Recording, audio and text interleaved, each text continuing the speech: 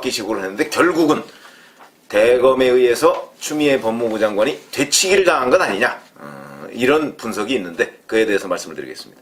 우선 직무정지, 윤석열 검찰총장에 대한 직무정지가 발표된 게 11월 24일이죠. 24일인데 이때 저녁 6시 5분쯤에 추미애 법무부 장관이 직접 발표를 했습니다. 서울 고검 기자실에 가서. 그리고서 질문 답변 받지 않았죠. 아마 그때 직무정지의 사유로 제시한 6가지가 있었는데 그 6가지가 다 근거가 제대로 없거나 아니면 논란이 생길 수 있는 그런 대목이기 때문에 질문을 받지 않은 것으로 보이고요. 자, 그런데 이미 그 전에 대검의 수사정보 담당관실에 대한 압수수색 영장을 검찰이 법원에 신청했다. 지금 이렇게 나오는 보도가 태반입니다. 그렇게 된다면 사전에 짰다는 얘기죠. 왜냐면 직무정지 발표할 때 맨 처음 나온 얘기가 바로 판사 사찰이라고 추미애 장관이 규정한 판사 문건인데 그걸 우리는 6시 5분에 처음 알았는데 11월 24일 대검 감찰부는 미리 알고 있었다는 얘기 아닙니까? 그러면 대검 감찰부와 법무부가 짜고 쳤다, 이런 얘기가 되는 것이죠. 그래서 이 부분을 지금 흐리고 있습니다. 왜냐면 원래 최초에는 대검 감찰부가 아니 6시 5분 추미애 장관 발표하고 나서 알았습니다 이렇게 얘기했는데 그렇게 하고 나서 압수수색 영장이 발부된 게 8시쯤이거든요. 그러면 2시간도 안 돼서 그거 추미애 장관 발표문 분석해서 압수수색 영장 기한해서 법원에 내서 법원에서 심사해서 발부했다? 말이 안 되는 것이죠. 그러니까 지금 그 오전에 11월 24일 오전에 압수수색 영장을 신청한 것 아니냐, 청구한 것 아니냐, 이런 얘기가 지금 정설로 돼 있습니다. 그렇다면 법무부와 대검 감찰부가 짠 것이다 라고 하는 부분, 이것도 앞으로 수사해야 될 대목입니다. 자, 그렇게 되고 나니까 바로 11월 25일 오전에 대검 감찰부가 수사정보담당관실을 압수수색합니다. 이제 여기서부터 문제가 되는 거죠. 이 압수수색할 당시에 이걸 친위 쿠데타라고 보도한 언론이 있던데 뭐 가능한 얘기입니다. 서울중앙지검 포렌식 팀이 대기하고 있었다고 하죠. 그리고 실제 포렌식 팀을 투입했다고 합니다. 투입했는데 허탕을 쳤습니다. 판사 분석 보고서라는 것이 이거 한 건만 아니고 굉장히 여러 건이 있을 것이라는 가정하에 덮쳐서 그걸 딱 드러내서 자, 이제 직무정지 장기화하고, 그렇게 되면 이제 뭐 법원에서도 이 뭐 상습적으로 판사 분석을 했어? 이거는 좀 아니잖아? 뭐 이렇게 해가지고 이제 문제가 될 소지가, 문제가 훨씬 커졌겠죠, 지금부터. 그렇게 되면 이제 윤석열 검찰총장을 구속까지 할 수 있는 사안이다 라고 아마 이 소위 친의 쿠데타 팀이 판단을 한 것으로 보입니다. 그래서 들어갔는데 허탕을 쳤습니다. 심지어는 거기에 허정수 감찰 3과장이라는 사람이 포렌식을 해가면서 국장님 아직 안 나왔습니다, 담당관님 아직이요, 뭐 이런 통화했다는 기록까지 지금 있다는 거 아니겠습니까? 이거는 결국 심재철 검찰국장과 박은정 감찰 담당관이 실질적으로 전화로 현장 지휘를 한 것이나 마찬가지다. 이거 불법이죠. 대검 감찰부 팀은 공무상 기밀 누설이 되고요. 그 다음에 법무부 팀은 직권남용이 됩니다.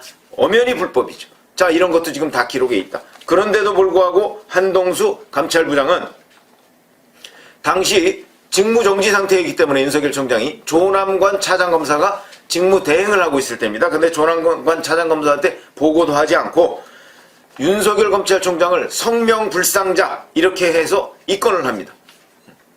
이거 정식 감찰에 착수한 거죠. 총장 대행한테 보고도 안 하고 정식 감찰에 착수한 겁니다. 이것도 이제 문제가 되는 것이고, 이것도 뭐 엄연히 규정 위반이죠. 그렇게 돼 있고요. 그러니까 이런 것들이 종합적으로 일어난 게 11월 25일 그날입니다. 자, 이렇게 돼서 이제 대검 감찰부가 윤석열 검찰총장에 대해서 본격적으로 이제 감찰에 착수하고 뭐 심지어는 수사까지 하고 있다. 이제 이런 얘기가 되는 거였죠. 그렇게 됐는데 11월 30일 날 12월 1일이죠. 그러니까 30일에 되고 12월 30일에 그러니까 윤석열 검찰총장에 대해서 법원이 판단을 하겠다. 그래서 법원이 신문을 했고 12월 1일에 결정을 했죠. 그러니까 결정하자마자 조남관 총장 직무대행이 감찰부에 대해서 조사를 하라. 대검 감찰부. 이거 다 불법적 내지는 위법적으로 절차를 뛰어넘어서 한 것이기 때문에 이것을 감찰하라고 대검 인권감독관실에 지시를 했습니다. 여기서부터 대치기를 당한 겁니다. 법무부가 친위 쿠데타로 서울중앙지검과 짜고 친위 쿠데타로 대검을 접수하려고 했는데 그런 자료가 안 나오면서 추가 자료가 안 나오면서 조남관 총장 직무대행, 이때는 이제 12월 1일은 총장 직무대행도 아니죠. 이때부터는 이게 직무대행이군요. 그날 오후 4시 30분쯤에 이 직무 정지가 집행 정지됐으니까 그때까지는 직무대행이죠. 직무대행이 인권감독관실에 감찰부를 조사하라고 지시를 합니다. 그래서 그 감찰부 조사 결과가 12월 8일 어저께 나왔습니다. 그 요지는 이런 겁니다. 진상조사를 해서 대략 그 요지를 보면 이 대검 감찰부 한동수 감찰부장의 그 수사 착수, 윤석열 검찰총장에 대한 수사가 거의 자작극이다.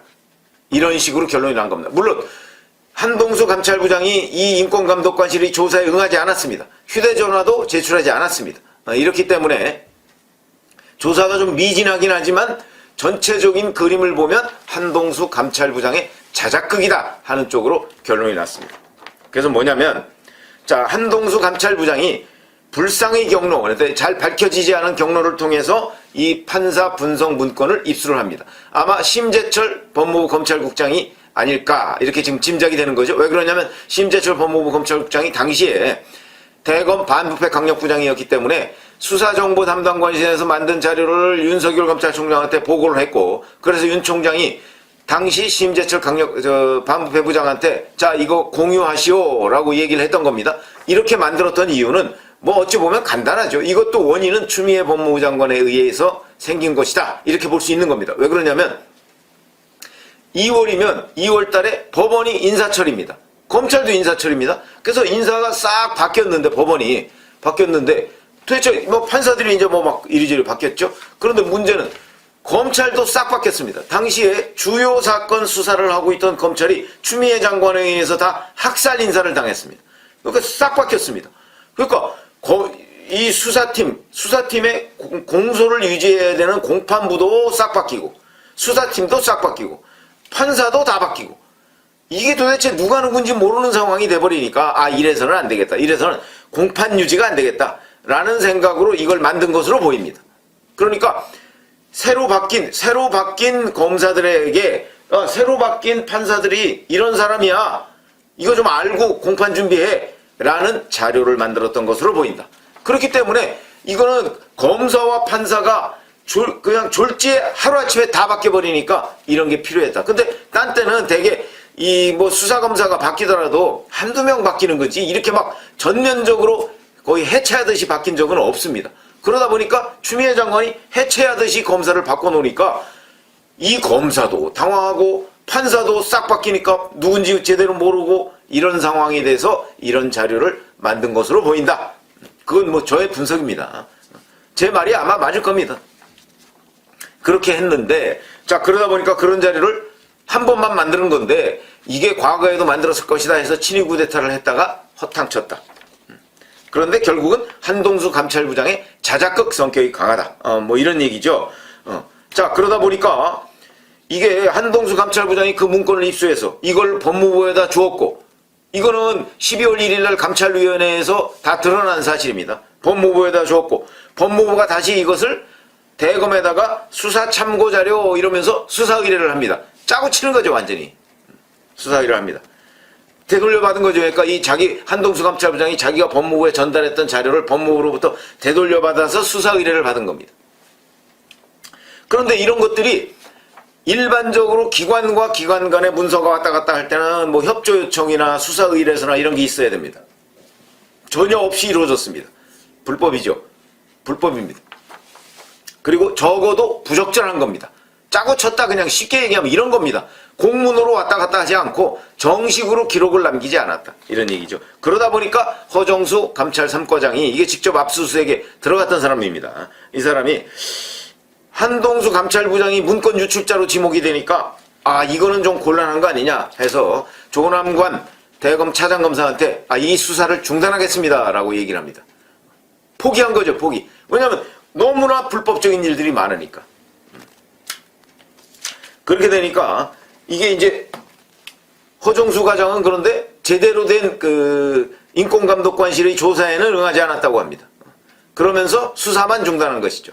그러니까 이제 조남관 차장검사가 자 그러면 이 문제의 본질은 이 문건이 과연 불법성이 있느냐 없느냐, 그리고 이 만약에 불법성이 있다면 누가 만들었느냐, 그럼 만든 사람은 뭐 다 나와 있으니까 그런 걸 판가름하는 게 본질이죠. 그러다 보니까 그러면 자, 이 문건에 대해서 도대체 어떤 경로를 통해서 어떤 식으로 수사가 이루어지고 의뢰가 되고 했는지를 한번 조사를 해봐야 되겠다, 이렇게 얘기를 했던 거 아닙니까? 그래서 이 조사를 감찰부에서 했는데 감찰부에서 또다시 불법을 저지르고 있으니까 그러면 인권감독관실에서 감찰부를 조사하라, 이렇게 조사하니까 제가 아까 말씀드린 어제와 비슷한 한동수 감찰부장의 자작극 같은 그런 결론이 나오니까 이거는 여기서 놔두면 안 되겠다, 그래서 법무부에다가 자 그러면 이 문건의 본질과 그 다음에 이 수사의뢰, 법무부의 수사의뢰가 어떻게 됐느냐, 합법적이었느냐 하는 수사 과정, 이 문제까지도 다 조사할 수 있는 특임검사를 임명해 주세요 라고 법무부에다 요청을 합니다. 윤석열 검찰총장 측, 대검, 조남관 차장검사, 이런 사람들은 자신이 썼던 것이죠. 자, 이거 특임검사라는 게 뭡니까? 총장한테 결과만을 보고하는 겁니다. 총장의 지휘를 받지 않고 독립적으로 수사해서 나중에 총장한테 결과만 보고하는 그런 특임검사를 임명해 주세요 라고 역공을 취하니까 법무부가 움찔했는지 답변을 안 줍니다. 여기에 대해서 답변을 안 줍니다. 안 주니까 바로 조남관 차장검사 그러면 이걸 재배당하겠다. 한동수 허정수 감찰상과장이 수사를 포기했으니까 이거를 그러면 서울고검에 재배당하겠다. 이래서 서울고검에 재배당을 했습니다. 그러면서 윤석열 검찰총장 측 대검은 자 이거를 만약 앞으로도 법무부가 특임검사에 대해서 답을 안 해주고 있는데 특임검사에 대해서 만약에 임명하겠다면 그 우리 따르겠다. 완전히 대치기 당한 겁니다. 추미애 법무부 장관. 추미애 법무부 장관 이에 대해서 아무런 얘기가 없습니다. 그런데 뭐 좀 따져보겠다 뭐 이런 식의 반응이 나오고 있는 것으로 봐서 일각의 언론은 추미애 장관이 다시 또 수사지휘권을 발동해서 서울고검에서 이걸 빼앗아서 서울중앙지검으로 배치할 것이다. 배당을 다시 할 것이다. 이성윤 중앙지검장 하에. 근데 잘 아시지만 그렇게 할 경우라도 추미애 장관은 검찰총장만을 지휘할 수가 있습니다. 검찰청법에 따라서. 그러니까 검찰총장한테 수사지휘권을 발동해서 자 이거 서울고검에 그래도 구체적인 사건에 대해서는 못하죠. 수사지휘권만 발동해서 이 부분에 관해서 총장 손 떼라 이렇게 또 발동을 하면 그럼 뭐 총장 손 떼고 그럼 조남관 차장검사가 해도 되는 건데 어쨌든 간에 그렇게 돼서 만약에 정말 결과적으로 이성윤 서울중앙지검장이 맞는다고 해서 그러면 자 이성윤 서울중앙지검장이 이거를 윤 총장한테 불리하게 수사할 수 있을까요? 지금 이번에 직무정지 사태에서 봤듯이 중앙지검의 1, 2, 3, 4차장까지 이성윤 서울중앙지검장 보고 사퇴하라고 얘기를 했던 그런 상황인데 이성윤 중앙지검장의 리더십이 중앙지검에서 완전히 붕괴된 상태입니다. 그러니까 이거 제가 보건대는 고검에서 조사하든 중앙지검에서 조사하든 뭐 큰 결론의 차이가 없는 것 아닌가 하는 생각이 드는데 어찌됐든 간에 내일 징계위원회에서 윤석열 검찰총장이 해임이 되더라도 제가 보기에 이 사건은 서울고검이든 서울중앙지검이든 누군가는 양심에 따라서 검사가 아마 수사를 하지 않을까 그렇게 봅니다. 그라고 할까요? 뭐 그런 상황이 되다 보니까 여론도 매우 민감하고 그러다 보니까 여당은 지금 오늘 뭐 공수처법 개정안, 그러니까 야당의 비토권을 빼앗는 그런 공수처법 개정안을 국회 본회의에서 어제 법사위에서 날치기 처리한 데 이어서 이제 본회의에서 통과시키겠다고 지금 으름장을 놓고 있는 상황입니다. 아마 통과시킬 것으로 봅니다. 자 이러다 보니까 윤석열 검찰총장 어떤 대선 후보 지지율, 그 다음에 문재인 대통령 국정운영 지지율 이런 것들이 전부 요동을 치고요. 하나같이 똑같은 방향, 똑같은 지향점을 향하고 있습니다. 그것은 바로 문재인 대통령에 대한 부정평가가 급속하게 늘어나고 있고 윤석열 검찰총장에 대한 긍정적 여론, 대선 후보 윤석열 검찰총장이 드디어 1위를 탈환한 이런 여론조사 결과가 끊임없이 나오고 있으니까 정말 민심이 요동을 치고 있다? 근데 그 요동의 방향은 반문 쪽으로 요동을 치고 있다. 이렇게 말씀을 드릴 수가 있겠습니다. 그러면 오늘 그 현황을 짚어드리고 그 다음에 두 번째, 자 그럼 앞으로는 여론이 어떻게 되겠는가 하는 부분까지 함께 전망을 해보겠습니다. 자 우선 RN서치 여론조사 결과인데요. 12월 7일과 8일 조사한 겁니다. 그래서 오늘 발표를 한 것인데, RS서치는 아시다시피 ARS 조사입니다. 문재인 대통령에 대한 부정평가가 59.4%를 기록해서 긍정평가인 35.7%보다 압도적 차이, 23.7%포인트 차이로 부정평가가 높았습니다. 이거는요, 불과 일주일 전, RS서치도 매주 조사하거든요. 일주일 전에 긍정은 그러니까 부정평가가 5.3%포인트 높아진 것이고, 긍정평가는 4.8%포인트 떨어진 겁니다. 그래서 격차가 13.6에서 23.7로 대폭 벌어졌다. 일주일 사이에 이 정도면, 떨어진 거와 올라간 거 이렇게 두 개를 하면 거의 10% 정도, 10%가 넘는군요. 10%가 넘는 이런 상황이 돼버렸습니다. 자, 여기에 결정적으로 기여를 한 것은 역시 문재인 대통령의 국정운영 지지율, 여기의 가장 핵심적 기반이라는 게 지역적으로는 호남, 수도권 이런 거고요. 그 다음에 연령대별로 보면 30대와 40대였죠. 근데 30대에서 긍정평가가 37.1%로 일주일 전에 비해서 8.0%포인트 떨어졌고요. 부정평가는 60.2%인데 일주일 전에 비해서 9.7%포인트 올라갔습니다. 40대에서도 긍정평가가 41.8%로 지난주에 비해서 10.6%포인트 떨어졌고, 부정평가는 53.0%로 지난주에 비해서 7.8%포인트 올라갔다. 이렇게 얘기를 할 수가 있고요. 자, 그러면 RS서치 조사만 그러냐? 아닙니다. 리얼미터 조사도, 여기도 역시 ARS 조사인데 똑같습니다. 거기도 기간은 12월 7일, 8일 똑같고요. 여기에서는 대선 후보 여론조사를 했는데 윤석열 검찰총장이 25.8%로 1위, 그 다음에 이재명 경기도지사와 이낙연 민주당 대표가 20.2%로 동률입니다. 그래서 여기서도 확실하게 윤석열 검찰총장이 1위로 등극했다. 이렇게 오를 수 있는데, 이게 11월 23일부터 27일까지 이때 조사한 걸 보면, 이때는 이낙연 대표가 20.6, 윤석열 검찰총장이 19.8, 이재명 지사가 19.4였는데 확실하게 이제 윤석열 검찰총장이 치고 올라가서 1위를 탈환했다. 이렇게 얘기를 할 수가 있고, 그러니까 여전히 윤석열 검찰총장은 상승세다. 이렇게 얘기할 수가 있고. 자, 그러면 여기에서 이 리얼미터 조사에서 문재인 대통령에 대한 긍정평가는 얼마냐? 38.5%, 부정평가는 57.6%다. 하는 거 말씀을 드리고요. 또 오늘 또 발표된 여론조사가 있었습니다. 한길리서치입니다. 한길리서치에서 여기는 12월 5, 6, 7 이렇게 사흘간 조사한 것이고요. 여기에 대해서는 자, 윤석열 검찰총장에 대한 징계 찬성하느냐 반대하느냐 이랬더니 징계에 반대한다가 54, 찬성한다가 37.6, 거의 16.4%포인트 정도 반대가 높았다. 이 반대는 문재인 대통령의 리얼미터의 경우로 본다면 단순 비교는 어렵지만 문재인 대통령의 국정운영 긍정평가보다도 오히려 징계 찬성이 떨어집니다.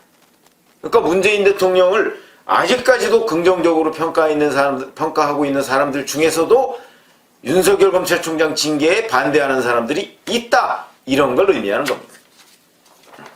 그리고 이 한길리서치도 또 대선 후보 여론조사를 했는데요. 여기서 보면 윤석열 검찰총장이 28.2, 이재명 지사가 21.3, 이낙연 대표가 18.0. 이낙연 대표가 많이 떨어졌죠. 이거는 아마 이낙연 대표 최측근이라는 사람, 그 사람의 극단적 선택에 영향을 미치지 않았을까. 이런 분석이 가능한데, 자, 그러면 이제 첫 번째. 왜 이런 현상이 벌어지는가? 이건 틀림없죠. 그건 윤석열 검찰총장에 대해서 추미애 법무부 장관이 생각하고 있는 또는 믿고 있는 여러 가지의 징계 사유나 이런 거에 대한 국민적 공감대가 매우 낮다. 그건 우리가 제가 한두 번이 아니고 여러 차례 말씀을 드렸듯이 그 사실관계조차 확정 안 된 것 가지고, 그 다음에 논란의 여지가 있는 걸 자기 일방적인 시각으로 징계하겠다. 그래서 해임시키겠다. 지금 이 얘기 아니겠습니까? 거기에 대해서 국민들이 야, 저건 말도 안 되는 얘기인데 이렇게 판단을 하고 있는 그 판단 때문에 여론에 그것이 영향을 미쳤다. 이런 것들이 미치고 있는 중이죠. 이제 엄밀하게 따지면. 그것이 일주일에 뭐 한 4 내지 5%포인트씩 영향을 미치고 있는 겁니다. 그래서 최근 한 2, 3주 전에 비하면 무려 문재인 대통령의 국정운영 지지율은요, 10%포인트 정도가 떨어진 거고요. 그 다음에 윤석열 검찰총장의 그 떨어진 만큼 윤석열 검찰총장의 대선 후보로서의 지지도가 올라간 겁니다. 그러니까 윤석열 검찰총장이 3등 정도 하고 있었는데 그것이 문재인 대통령 국정운영 지지율이 떨어지면서 반비례해서 올라가서 지금은 이렇게 여러 RN서치, 리얼미터, 한길리서치 이런 데서 다 1위를 탈환한 것이다. 아직 1위를 탈환하지 못한 것은 한국갤럽 조사 정도인데 한국갤럽은 패널 조사로서 조사 방식이 조금 다릅니다. 뭐 그러다 보니까 그랬는지 어땠는지 모르지만 이 상황이 되면 한국갤럽도 만약에 이번 주에 조사한다. 근데 한국갤럽은 이번 주에 조사를 안 할 텐데 조사한다면 거기서도 똑같은 결과가 나오지 않겠는가? 이거는 결국 윤석열 검찰총장 징계에 대한 국민적 여론이 반대가 워낙 압도적으로 많다 보니까 그 부분이 여론의 이 뭐 대선 후보 여론조사, 문재인 대통령 국정운영 지지율 이런데 차례차례로 영향을 미치고 있는 것이다. 이렇게 보시면 되고요. 거기에다가 부동산 민심, 지금 뭐 부동산 민심은 근데 어제 오늘의 얘기는 아니죠. 근데 이 부동산 민심은 아직도 이런 문 대통령에 대한 그 부정적 의미의 여러 가지 여론조사에서 자, 여기에서 뭐 때문에 당신이 이렇게 부정적으로 했느냐라고 정했을 때 첫 번째가 부동산 민심입니다. 그러나 그거는 그 응답자들이 아마 관성적으로 답변을 하기 때문이 아닌가 싶어요. 왜 그러냐면 부동산 민심은 사실은 최근 뭐 한 달 사이에 벌어진 일이 아니고 적어도 문재인 정부 한 2년, 3년 동안 벌어진 누적된 결과입니다. 그 누적된 결과는 더군다나 이번에 김현미 국토부 장관을 변창흠 내정자로 바꾸겠다 이렇게 해서 국민들한테 발표했는데 이거는 파출소 피하니까 경찰서 나왔다. 이거하고 똑같은 개념으로 지금 국민들이 받아들이고 있다. 이것도 좋지 않은 여론에 영향을 미쳤을 것이다. 이렇게 봅니다. 그러니까 부동산 민심 여전히 개선이 안 됐죠. 윤석열 검찰총장 문제는 계속 악화되기 시작하죠. 그런데다가 최근에 공수처 지금 어저께까지 법사위에서 날치기 처리한 이런 부분은 아마 이 여론에 제대로 반영도 되지 않았을 겁니다. 그런데 만약에 정말 오늘 본회의에서 야당의 비토권까지 뺏는 공수처 그렇게 되면 이제 여당 마음대로 이제 대한변협회장이 약간의 변수가 있긴 하지만 대한변협회장이 그러면 캐스팅 보트 비슷하게 쥐죠. 왜냐면 7명 중에서 지금까지 6명의 동의를 얻도록 한 공수처장 추천위원회 그 논의 결과를 앞으로는 5명의 동의만 얻으면 될 수 있도록 돼 있거든요. 그러면 법무부 장관, 법원행정처장 뭐 그 사람들은 뭐 민주당 쪽에 손을 들어준다고 보고요. 뭐 다 뭐 문재인 대통령이 임명한 사람 또는 임명한 사람이 임명한 사람 이런 식이 되는 거 아니겠습니까? 그 다음에 민주당 추천위원 2명은 뭐 그건 뭐 당연히 그 보나만 하고요. 그럼 4명은 확보가 됐고 그럼 이제 대한변협회장이 있는데 이 대한변협회장이 민주당 손을 들어주면 뭐 예를 들어서 공수처장을 민변 출신을 하겠다. 그랬을 때 대한변협회장이 그래 뭐 그것도 오케이 이렇게 얘기하면 그 사람이 공수처장이 되는 겁니다. 이렇게 되면 이제 결국은 공수처가 처음부터 우려했던 대로 결국 문재인 정부 정권 보위부가 된다. 뭐 이런 얘기는 뭐 워낙 제가 여러 차례 말씀을 드렸는데 어쨌든 간에 그런 상황으로 갈 가능성이 아주 높아지도록 공수처법 개정안을 강행 통과시키고 있는 거죠. 지금 본회의만 남았습니다. 자, 그럼 이것까지도 만약에 여기다 겹치면 문 대통령의 국정운영 지지율에 대한 긍정론은 훨씬 더 떨어질 것이다. 이렇게 충분히 우리가 예상을 할 수 있을 겁니다. 자, 그러면 이 사람들은 그럼에도 불구하고 이걸 계속 밀어붙이고 있습니다. 왜 그럴까요? 첫 번째, 그만큼 퇴임 후가 두려운 겁니다. 공수처, 저는 제가 공수처와 관련해서 몇 차례 아마 유튜브를 해드린 적이 있는데 그때부터 공수처를 빨리 설치하자. 그러니까 현행 법률 아래서 개정안 말고요. 빨리 처리하자는 게 블러핑일 것이다. 속내는 공수처장 빨리 출범시키는 게 아니고 이걸 어떻게든지 야당 공격용으로 야당이 공수처를 반대한대요. 라고 야당 공격용으로 사용하고 싶을 것이다. 이렇게 제가 말씀드린 적이 있었고요. 그러나 만약에 이걸 자기들 마음대로 공수처법을 개정해서 자기들 마음대로 공수처장을 임명할 수 있다면 그러면 당연히 할 것이다. 이렇게 제가 말씀드린 적이 있는데 제가 그 자기들 마음대로라고 하는 그쪽으로 지금 진전이 급진전되고 있고 목전에 두고 있는 겁니다. 그런 상황을. 그러다 보니까 이제는 그 자기들 마음에 드는, 그러니까 윤석열 검찰총장 같은 사람이 아니고 검찰에 빗대서 말하자면 이성윤 서울중앙지검장 같은 사람을 공수처장으로 지금 임명을 하는 것이다. 그러니까 살아있는 권력에 대한 수사는 하나씩 전부 다 없애버리는, 검찰에서 수사해도 그거 가져와 이렇게 명령할 수 있도록 돼 있거든요. 갔다가 공수처에 와서 그냥 뭉개는 겁니다. 결국 문재인 대통령이 또는 여권이 퇴임 후가 두려운 것이다. 그 퇴임 후에 자기들을 수사할 수 있는 그 장치를 무력화시키는 것, 여기에 지금 혈안이 돼 있다. 이렇게 보는 것이 뭐 거의 확실시 돼가고 있습니다. 제가 처음부터 그런 얘기를 했었죠. 거의 지금 확실시 돼가고 있고요. 그 다음에 또 하나 이 사람들의 믿음은 지금 현재 이렇게 요동치고 있는 민심이 윤석열 검찰총장을 내일 징계위에서 해임해서 확실하게 정리하고 나면은 반등할 것이다. 이렇게 지금 믿고 있는 겁니다.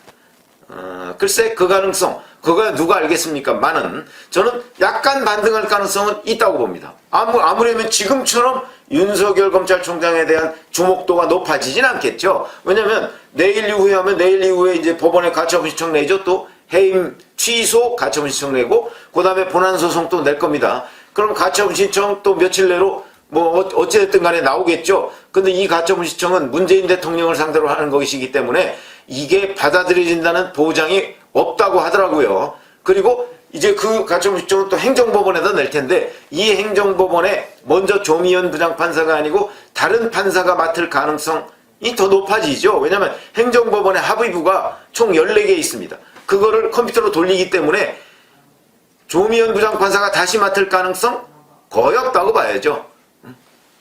왜냐하면 14개의 합의비를 돌리니까 그렇게 되면 거기에서 어떤 결론을 내릴지 지금 섣불리 예단하기가 어렵습니다. 지금 상황이 거기까지 와 있습니다. 그러다 보니까 그 가처분 신청 며칠 내로 날 텐데 나면 이제 주목도가 윤석열 검찰총장에 대한 주목도가 확 떨어질 것이기 때문에 그러면 당연히 윤석열 검찰총장이 이제 그 다음부터는 자 그러면 해임이 되고 나서 정치를 하느냐 마느냐 이제 이런 정도의 관심이 있겠죠. 그러나 지금보다는 핫한 이슈, 핫한 주목도에서 떨어질 가능성은 있기 때문에 조금 윤 총장의 그 대선 후보로서의 지지율이 떨어질 가능성 저는 있다고 봅니다. 그러나 그렇다고 해서 근본적으로 뒤집혀서 다시 이재명 지사가 1위를 압도적인 1위를 한다든가 이렇게 되는 일은 저는 없을 거라고 보고요. 혼전을 하겠죠. 혼전. 그 다음에 문재인 대통령의 국정운영 지지율도 뭐 또 자기 지지층도 있을 테니까 지지층이 결집하면서 뭐 약간 반등하는 정도는 있을지 모르겠으나 과거처럼 뭐 거의 50%에 육박하는 또는 40%대 후반 이렇게 가지는 않을 것이다. 저는 이 사람들이 착각을 하고 있는 것이다. 왜냐하면 이제 1년 5개월 남았습니다. 자, 오늘 12월 9일이죠. 1년 5개월 남았습니다. 딱 문재인 대통령. 대선은 1년 3개월 남았습니다. 점점 임기 말로 가고 있기 때문에 이런 상황에서는요. 지지율 반등이 쉽지 않습니다. 더군다나 국민들이 이 사람은 야권 후보다 라고 생각하는 윤석열 검찰총장이 건재하는 한 이 문재인 대통령과 여권의 지지율이 윤석열 검찰총장 배제한다고 해서 많이